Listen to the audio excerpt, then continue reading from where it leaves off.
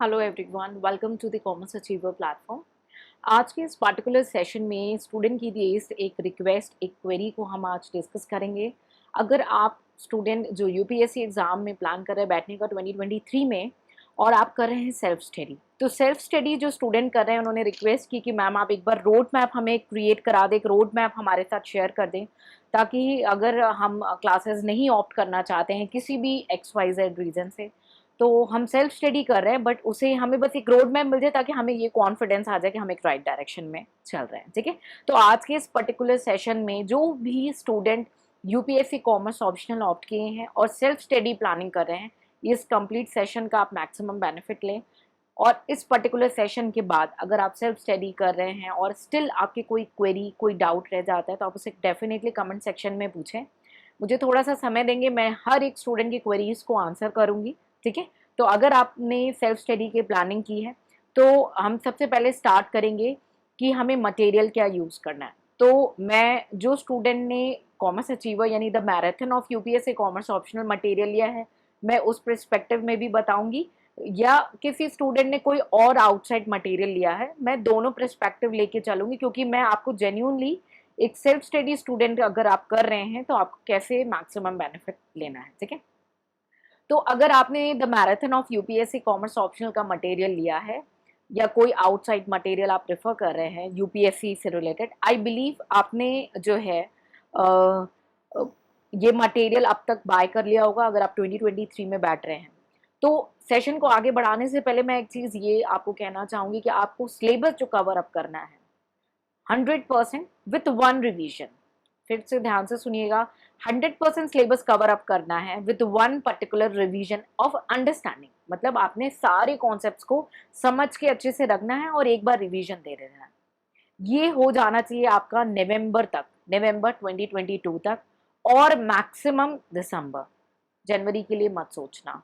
अगर आपको top ranking चाहिए और आपको एक सेफ और एक स्मार्ट प्ले स्ट्रैटेजी ऑप्ट करनी है, तो आपको नवंबर या दिसंबर तक इस चीज़ को कंप्लीट करनी है। ठीक है, तो अब कवर अप कैसे करेंगे, क्योंकि मैंने आपको एक डेडलाइन बता दी कि आपको नवंबर और दिसंबर तक आपको कवर अप करना है। आप सेल्फ स्टडी भी कर रहे हैं तब भी आपको ये कवर अप करना है। अब इसमें भी स्टूडेंट कई बार ये पूछते हैं कि मैम टेस्ट सीरीज हम कब करें। तो अगर आप एक डिसिप्लिन स्टूडेंट हैं जो आपको मैनेज कर पा रहे हो जीएस पेपर और ऑप्शनल को, तो आपने एक बार अंडरस्टैंडिंग के बाद आप टेस्ट सीरीज स्टार्ट कर सकते हो। और अगर आपको लगता है कि आप स्टार्ट करो, आप करना सेल्फ स्टडी चाह रहे हो लेकिन कई बार बीच बीच में आप अपने ट्रैक से हट जा रहे हो, तो उन स्टूडेंट्स के लिए मैं सजेस्ट करूंगी कि आप टेस्ट सीरीज ज्वाइन करें, उनको ऐसे शेड्यूल कराएं ताकि आप उस डेडलाइन के अंदर अपने उस पर्टिकुलर सब्जेक्ट को कवर अप कर लें और टेस्ट पे बैठें। आपका कोर्स कवर अप हो जाएगा और साथ ही साथ आपने टेस्ट दे देना है।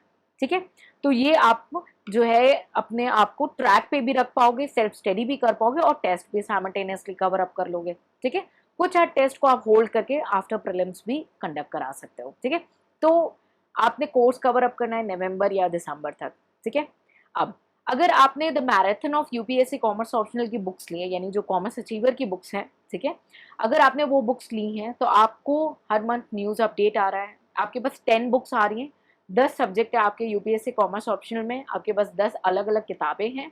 ठीक है, उसके साथ आपको न्यूज़ अपडेट मिल रहा है, हर महीने आपको एनसीईआरटी कवर अप कराया जा रहा है, और आपको प्रीवियस ईयर पेपर का क्वेश्चन बैंक मिल रहा है, इमेज लर्निंग आपको कवर अप कराई जा रही है, डायग्राम्स कवर अप कराया जा रहा है। ठीक है, तो अगर आपने ये बुक्स ली है, मैं दोनों पर्सपेक्टिव पे बात करूंगी, नॉट टू वरी। ठीक है, तो अगर आपने ये बुक्स ली है तो आपने क्या करना है, एक सब्जेक्ट जो आपका वीक एरिया हो, वीक यानी कि जिस पे आपने ज़्यादा समय नहीं दिया हो या जिसे आपने अभी तक एक बार भी ना पढ़ा हो, या कंपैरेटिवली बाकी सब्जेक्ट पे जिसे आप पे कम कॉन्फिडेंस आता हो, एक आपको वीक एरिया सब्जेक्ट लेना है और एक आपकी स्ट्रेंथ लेना है।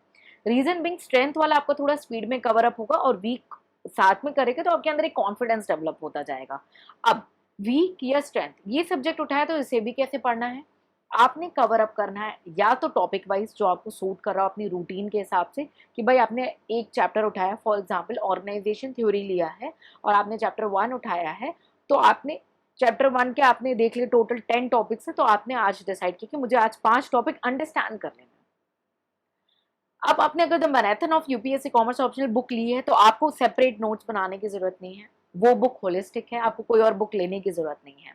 आपको जो हर मंथ न्यूज आ रहा है, क्योंकि यूपीएससी क्या सोचता है कि आपको कॉन्सेप्ट क्लियर हो, प्लस आप अपडेटेड होने चाहिए। तो जो आपको न्यूज़ मिल रही है, फॉर एग्जाम्पल कोई न्यूज़ आई, अगर हम एचआर की बात करें तो आपको मानिए कोई न्यूज़ आ रही है एचआर से रिलेटेड, या अकाउंट्स की बात करें, एमल्गमेशन हो गया तो किसी कंपनी ने रिसेंटली एमल्गमेशन किया है या कोई बायबैक किया है, वो न्यूज़ आ रही है।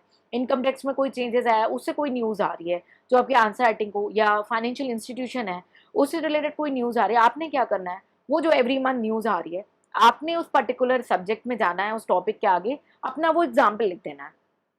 इमेज लर्निंग, ये जो इमेजेस शेयर किए जा रहे हैं ये आपके आंसर्स के लिए वैल्यू एडिशन हो सके, तो आपने वो इमेज प्रिपेयर करनी है ताकि आप आंसर राइटिंग में उसे यूज कर सके और एक अच्छा प्रेजेंटेशन दे सके। तो उसे आप बुक में ऐड कर सकते हो अगर आपको समझ में आ रहा है, आपको करना चाहिए। ठीक है, एनसीईआरटी में भी आपके टॉपिक कवर अप होने हैं। तो आपके पास सारा कुछ आ रहा है, सारा मटेरियल कंपाइल्ड है, आपको बस पढ़ना है। ठीक है, तो आपने टॉपिक वाइज लिया दोनों सब्जेक्ट को और उसे साइमल्टेनियसली आप कवर अप करते गए। फॉर एग्जाम्पल आपने दोनों सब्जेक्ट को कवर अप कर लिया तो आपके पास उसके बाद जो आपके पास आता है प्रीवियस ईयर क्वेश्चन बैंक। आपने जो सब्जेक्ट को कवर अप किया, आप क्वेश्चन बैंक को देखिए, अपने आप को ट्रैक करें। ठीक है, कि आप राइट डायरेक्शन में है कि नहीं। उसका अगर आप चाहें तो ट्री डायग्राम प्रिपेयर करें, अपने आप को ट्रैक में आप इस तरीके से सेल्फ स्टडी के साथ साथ अपने आप को रख सकते हैं। इतनी ईजी लैंग्वेज है कि मुझे नहीं लगता कि आपको गूगल की ज़रूरत होगी। मेरी पूरी कोशिश रही है उस बुक में कि काफ़ी ईजीएस्ट वे में विथ इंटरेस्ट आपको ऐसा कनेक्ट करा दिया जाए कि ना आपको नोट्स बनाने की ज़रूरत हो, ना ही आपको गूगल की ज़रूरत हो और ना ही आपको किसी और मटेरियल की ज़रूरत हो। ठीक है, इसके बावजूद इनकम टैक्स एक ऐसा प्रॉब्लम आता है स्टूडेंट में जिसमें बहुत ज़्यादा प्रोविजन है, तो उसका भी हेल्प करने के लिए, उन स्टूडेंट्स को भी हेल्प करने के लिए हम क्वेश्चन आंसर्स फॉर्म में इनकम टैक्स को कवर अप करा रहे हैं ताकि आप एक केस स्टडी के फॉर्म में उन प्रोविजंस को याद कर लें। एक एग्जाम्पल देना चाहूँगी।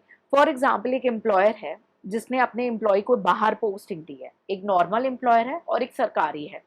तो अगर सेंट्रल गवर्नमेंट ने अपने एम्प्लॉय को बाहर पोस्ट किया और उसे सैलरी दे रहे हैं या अलाउंसेस दे रहे हैं, तो आपको अब ये याद करना पड़ेगा कि भाई क्या टैक्सेबल है क्या नहीं है। लेकिन अगर आपने केस स्टडी के फॉर्म में कर लिया तो आपको आज याद हो जाएगा कि भाई सैलरी टैक्सेबल है या अलाउंसेस नहीं है, एग्जेम्प्ट है अलाउंसेस या परक्विजिट एग्जेम्प्ट है। ठीक है, और अगर यही कोई और नॉर्मल एम्प्लॉयर होता तो उस केस में सारा कुछ टैक्सेबल हो जाता। ठीक है, तो ये अब आपने प्रोविजन याद करने में, तो ये क्वेश्चन आंसर फॉर्म में आपको मदद करा रहे हैं। ये उन्हीं स्टूडेंट के लिए मेनली लॉन्च किया गया जो सेल्फ स्टडी कर रहे हैं। ठीक है, तो आपने कम से कम 21 सेशन को कर लेना है, आपको गारंटीड रिजल्ट मिलेगा। 99% स्टूडेंट्स को मिल रहा है रिजल्ट जो सिंसियरली फॉलो अप कर। अगर आपको फिर भी नहीं मिल रहा, आप उसे कमेंट सेक्शन में पूछें, हेल्प लें, I will there to help you. ठीक है, ये मैंने उन स्टूडेंट्स के लिए बताया जो the marathon of UPSC commerce optional की बुक ले रहे हैं और वो वहाँ से सेल्फ स्टडी प्रिपेयर करना चाहते हैं। तो आपको कैसे कंडक्ट करना है, आपको कोई नोट्स नहीं बनाना, आपको कोई गूगल की ज़रूरत नहीं, आपको कोई अदर बुक की ज़रूरत नहीं है। इन बातों को माइंड में सेटल डाउन करिए, क्योंकि कॉमर्स ऑप्शनल अगर आपको ऑप्शनल रैंक दे रहा है ना, तो हमें स्मार्ट स्ट्रेटेजी करना है कि कम समय दे करके उसका हम मैक्सिमम आउटपुट लें, क्योंकि जीएस अपने में ही बहुत कुछ है, प्रीलिम्स अपने में ही बहुत कुछ है। तो बाकी ऑप्शनल आपके लिए स्ट्रेंथ होनी चाहिए, आपकी वीकनेस नहीं। ठीक है, तो आपने कम समय में मैक्सिमम आउटपुट निकालना है। क्लियर है, तो आपने बस जो आपको मिल रहा है उसका स्मार्ट यूज कैसे करना है आज मैंने वो आपके सामने रख दिया। तो अब आपको स्मार्टेस्ट पॉसिबल यूज करना है। आपको कोई डाउट होता है तो आप उसे पूछेंगे।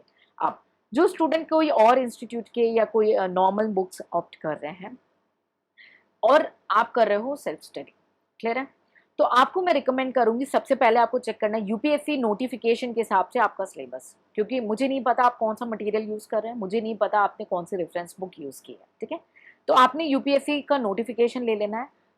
और ऐसे बच्चों को भी हेल्प करने के लिए मैंने यूपीएससी के सिलेबस को काफ़ी डिटेल में डिस्कस किया हुआ है। ये सारी चीज़ें आपको यूपीएससी कॉमर्स ऑप्शनल प्लेलिस्ट में मिल जाएंगी। ठीक है, तो आपने उस जो सिलेबस को रेफर करना है।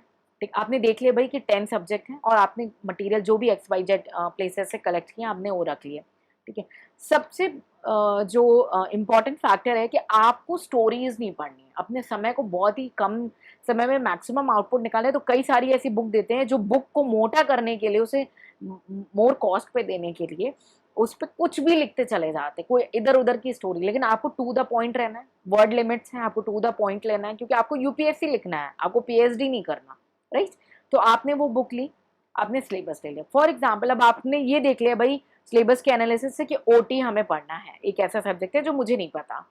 आपने ओटी की बुक ली, कोई भी बुक ली होगी आपने, ऑर्गेनाइजेशन थ्योरी की आपने कोई भी बुक ले ली। ठीक है, फिर मैं आपको सजेस्ट करूंगी कि आपने जब आप ओटी की बुक लेके बैठे तो एक तो आपने कंप्लीट सिलेबस लिया, आप इन डेप्थ समझना है हमें सिलेबस को, तो ओटी का सिलेबस आप कवर अप करेंगे, ठीक है, कि ओटी का सिलेबस क्या है, ठीक है। आई बिलीव उस बुक में लिखा होगा वो सिलेबस, अगर नहीं लिखा है तो आपने लिख लेना है साइड में, कि ताकि आप अपने आप को ट्रैक कर सकें, ठीक है। अब आपको हेल्प करने के लिए मैंने ओटी के सिलेबस को भी डिटेल में कवर अप किया है, वो सेम आपको प्लेलिस्ट में मिल जाएगा, आप उसे देख लेंगे, ठीक है। अब ये भी कवर अप कराया है कि ओटी के सब्जेक्ट को पढ़ने के लिए आपको अपना माइंडसेट क्या रखना है, आपको क्या स्ट्रैटेजी रखनी है, ताकि एक जो स्टूडेंट कोई भी बुक ऑप्ट कर रहा है लेकिन आपने सेल्फ स्टडी करनी है, तो आप क्या कर सकते हैं, तो आपने सिलेबस देखना है और उस पर्टिकुलर सब्जेक्ट के प्रति स्ट्रैटेजी क्या करनी है। ये दोनों देखने के बाद आपको आइडिया लग जाएगा कि ओटी के लिए आपको क्या रखनी है, लाइक आप एफएम कर रहे हो तो उसके लिए क्या करना है, टेक्स्ट कर रहे हो तो उसके लिए क्या है, हर एक सब्जेक्ट की अपनी इंडिविजुअल स्टैंड अलोन स्ट्रैटेजी है, ठीक है। तो आपने वो स्ट्रैटेजी ऑप्ट करनी, क्योंकि हमें ना कम समय पे मैक्सिमम रिजल्ट निकालना है ना, तो हमें स्मार्ट स्ट्रैटेजी प्ले करनी है, बिकॉज मुझे चाहिए पैनल में हर जगह कॉमर्स के स्टूडेंट होने चाहिए, because you people know about money, और मनी से काफ़ी चीज़ें स्ट्रैटेजिकली मैनेज की जा सकती हैं, ठीक है। इकोनॉमी को टैकल करना है तो एक आपको एथिकल होना, ठीक है, एथिकल के साथ साथ आपको मनी मैनेजमेंट एक स्मार्ट होना बहुत ज़्यादा इंपॉर्टेंट है, ठीक है। तो एथिकल प्लस आपको सेल्फ अवेयरनेस और प्लस मनी मैनेजमेंट, ये तीनों अगर हो गया ना तो आप एक बहुत अच्छे ऑफिसर बनेंगे। नो मैटर आप कहाँ पोस्टेड हैं, किस लेवल पे पोस्टेड हैं, आपकी सक्सेस डेफिनेट होगी वहाँ पे।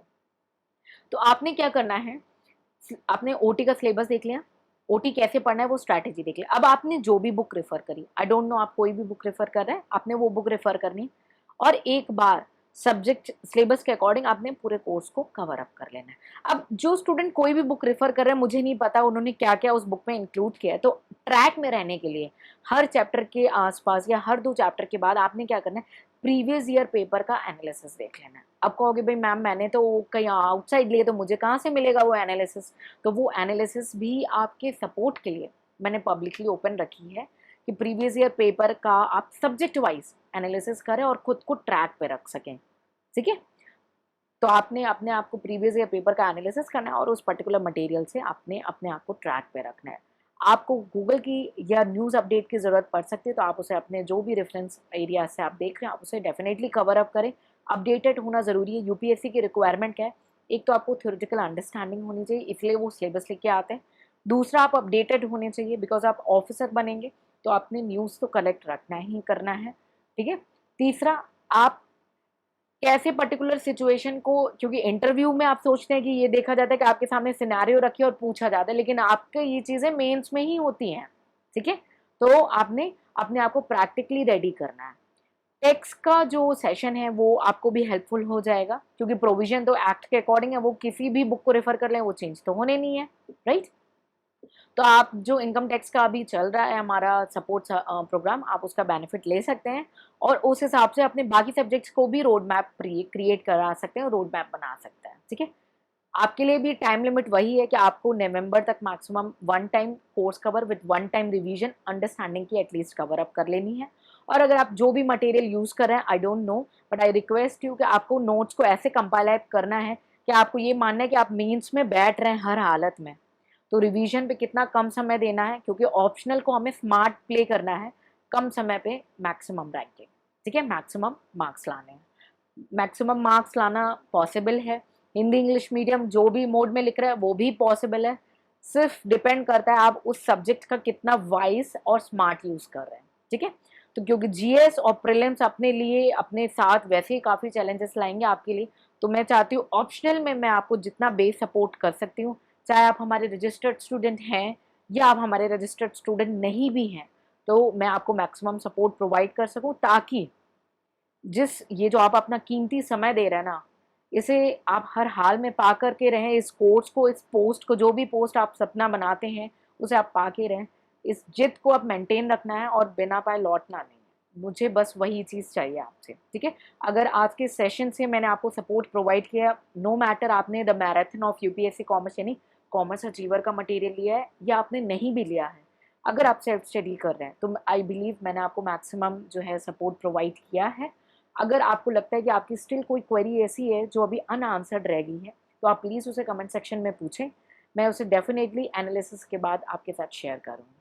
हार्डवर्क करते रहें और जो अपने सपने के आगे कोई भी एक्सक्यूज़ किसी भी प्रकार के एक्सक्यूज़ को आने ना दें। आप जो अपना कीमती वक़्त दे रहे हैं ना, उसका रिज़ल्ट आना चाहिए हर हाल में, ठीक है? तो ऑप्शनल में कम समय पे मैक्सिमम रिज़ल्ट लाना है, ये स्ट्रैटेजी रखनी है। ऐसा नहीं है कि सारा समय ऑप्शनल को ही दे देना है और तब ज़्यादा लाना है, तब फिर क्या फ़ायदा, है ना? कम समय पे मैक्सिमम रिज़ल्ट, ठीक है? फिर बाकी स्मार्ट प्ले करना है जीएस और प्रीलिम्स की तैयारी के साथ, ठीक है? So I hope I help you. In case of any doubt, any support, feel free to write us. Take care, bye bye and जय हिंद।